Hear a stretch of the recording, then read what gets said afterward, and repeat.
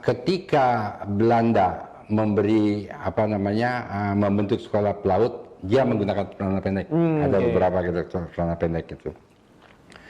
Nah, dari seragam itu dia punya asrama. Asramanya di Kali Besar. Wilayah Kali Besar, Jakarta Utara Pusat ya Pak ya? Ya. Dari situ dia berangkat ke Lapangan Banteng. Lapangan Banteng, sekitar Monas ya Pak?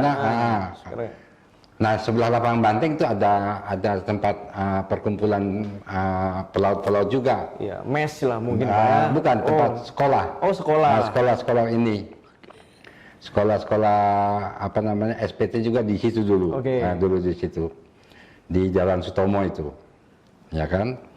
Nah, karena era itu masih dijaga Jepang karena Jepang waktu itu masih menutup-nutupi kaitannya masalah Hiroshima dengan Nagasaki di bom. Betul Pak. Dia tutup-tutupi supaya jangan sampai ketahuan sama pemuda-pemuda Indonesia.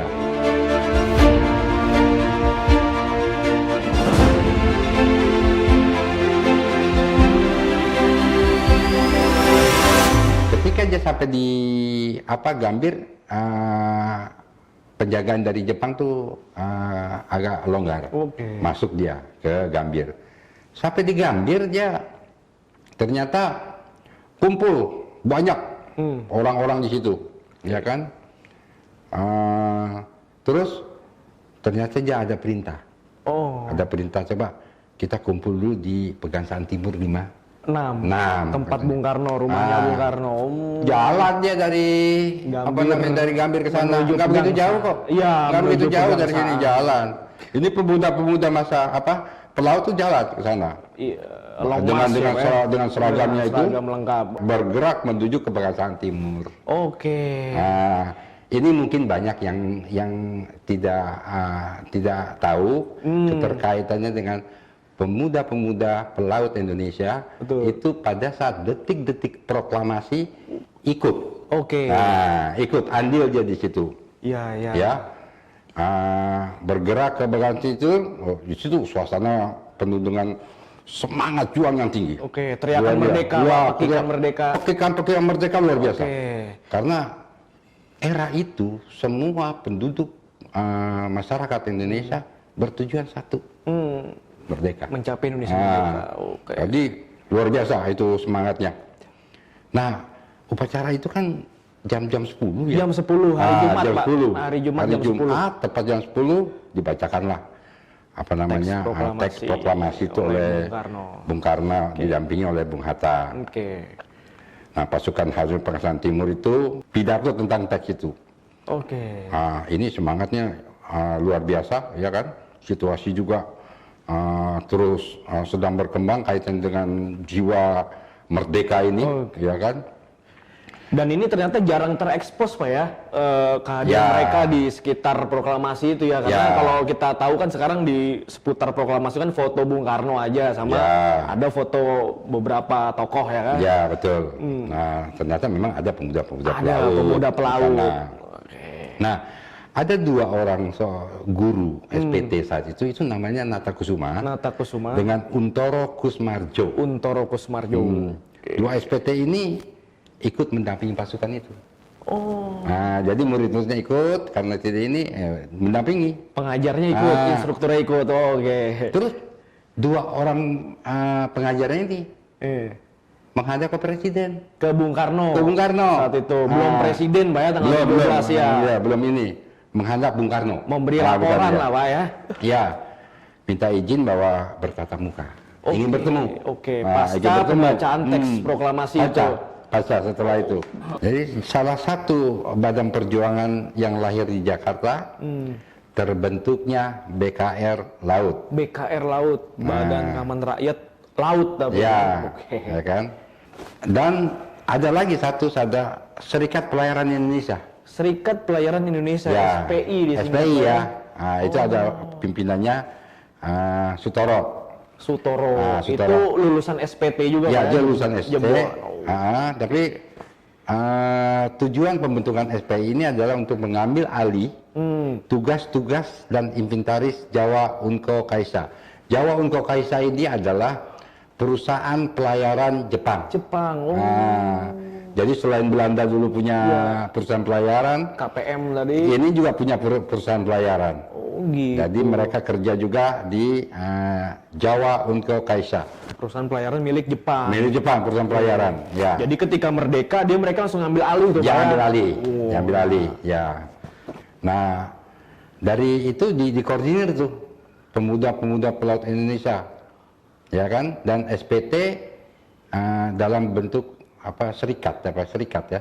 Serikat. Nah, kumpulan. Pada tanggal 10 September lah terbentuk BKR Laut. Oke, 10 Sehingga SPI itu, ya kan, SPI yang hanya bergerak di bidang perdagangan dan pelayaran secara nyata ditinggal oleh pemuda-pemuda. Oke. Akhirnya dia masuk ke BKR. BKR Laut. Ini cikal bakal dari TNI Angkatan Laut ya, Pak ya. Betul. Ini harus dicatat teman-teman nih.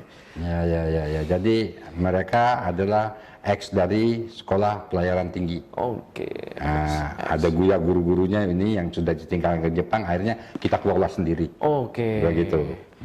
Itu langsung Mas Pardi tadi sebagai pimpinannya. Pimpinannya, gitu, ya.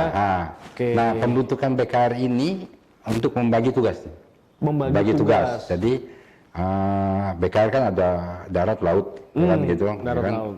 Okay. Nah, jadi pembagian tugas itu dalam rangka mengamankan dan mempertahankan setiap jengkal wilayah Republik Indonesia. Setiap jengkal itu darat dan laut, berarti, Pak. Ini perlu dicatat nih juga. Nah, sesuai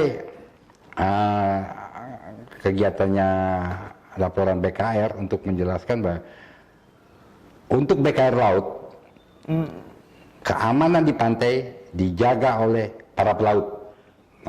Khusus untuk keamanan di pantai dijaga oleh pelaut. Dan orang-orang yang bergerak erat dengan kepelautan.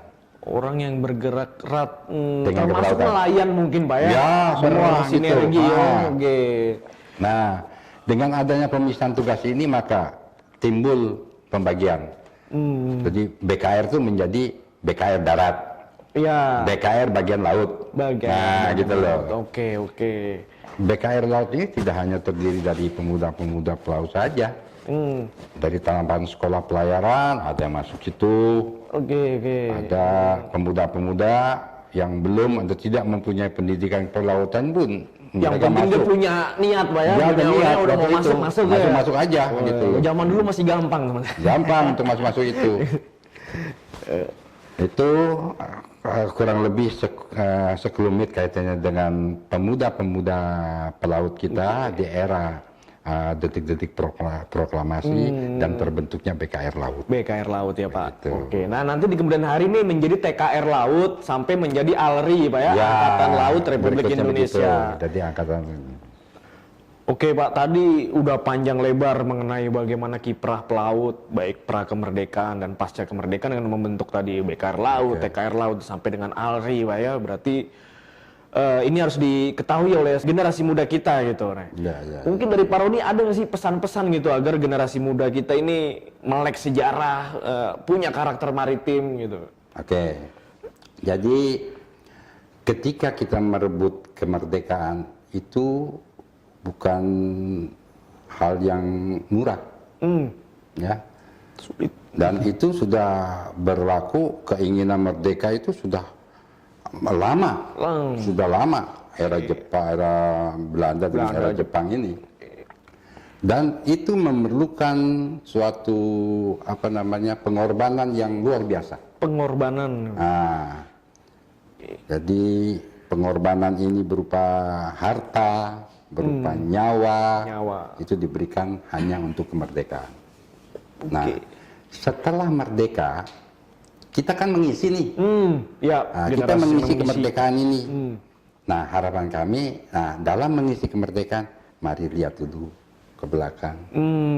Jas merah tadi. Jadi kita lihat ke belakang, ternyata kita membentuk suatu negara ini tidaklah gampang. Mari kita sama-sama menjaganya. Zaman boleh berubah, zaman boleh berubah, apalagi zaman sekarang udah milenium nih. Milenium. Udah era digital. Udah generasi 5 atau 4 ini. Iya, ada 5.0.